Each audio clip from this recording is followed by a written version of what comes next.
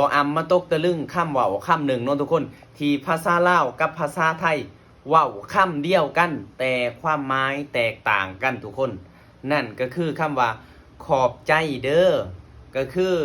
บ่อำบางคลิปเนาะบ่อำกับมักสิบอกว่าขอบใจหลายๆเด้อสิประมาณนี้นะทุกคนและมีคอมเมนต์มาหลายบอกว่าบ่อำนะเป็นคนที่เว้าบ่สุภาพบางเทื่อน่ะก็ไปตอบเม่นอันผู้ใหญ่ก็ยังเว้าว่าขอบใจเด้อบ่อำก็เลยงงและก็เลยคิดว่าที่มันแตกต่างกันก็คือในภาษาลาวคำว่าขอบใจเด้อนี่เป็นคำที่สุภาพสุดๆเลยแหละทุกคนแต่ว่าอยู่ในภาษาไทยนั่นบ่อำได้ไปถามเขาเจ้าเบิ่งว่า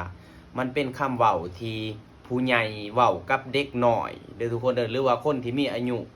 หลายกว่าเว้ากับคนที่มีอายุน้อยกว่าแต่ถ้าแบบคนที่มีอายุน้อยกว่าไปเว้ากับคนที่มีอายุหลายนี่ฮะมันเป็นคำที่บ่ดีเพิ่นว่าเนาะมันเป็นคำที่บ่สุภาพ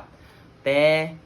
สิ่งที่บ่อำสื่อออกไปนั่นก็คือเนาะทุกคนเนาะเพื่ออยากให้ทุกคนที่อยากรู้ภาษาลาวเนาะคำว่าขอบใจก็คือขอบคุณครับประมาณนี้เด้อทุกคนเด้อบ่อำบ่ได้เจตนาสิเว้าร้ายหรือสิเว้าบ่ดีอิหยังไปดอกทุกคนเอ้ยแล้วก็คิดซะว่าแลกเปลี่ยนวัฒนธรรมซึ่งกันและกันเนาะทุกคนเนาะ